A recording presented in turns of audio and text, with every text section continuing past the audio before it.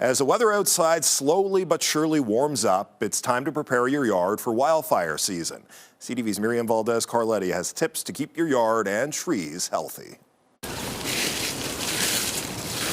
That dry crunch is a sign it's time to clear out your yard. Look for any fine, small fuels that have accumulated over the winter. Living within the city doesn't mean you're immune to wildfires. Arborist Kevin Sproule says you want to look for fuels on the ground, like dried shrubs, leaves, and pine needles, especially near the river valley. And then the fire can grow up the tree, and the fire then will travel through the canopy of really tall trees and potentially come close to your home. While dry, dead trees are more flammable, healthy trees also pose a risk. Trees that are still living, they may have some dead branches in them. That would be a good idea to remove, just to remove the risk of igniting for wildfires. The overall health of your yard can stem from the types of trees in your area.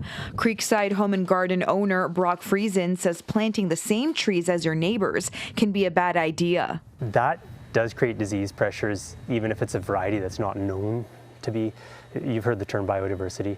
It applies in a city too. While bits of winter are still clinging on, those small bits of snow can help your yard flourish. The snow is actually reflecting the heat right now if there's snow left in your garden. So you don't want to shovel the snow off because that's the moisture. Even though stubborn snow may be keeping you from your garden, that moisture likely won't last long. Once that snow does dry off, however, we would need continued rains throughout the spring and summer just to keep down the fire risk. Making it everyone's job to remove dead shrubs and not leave it be.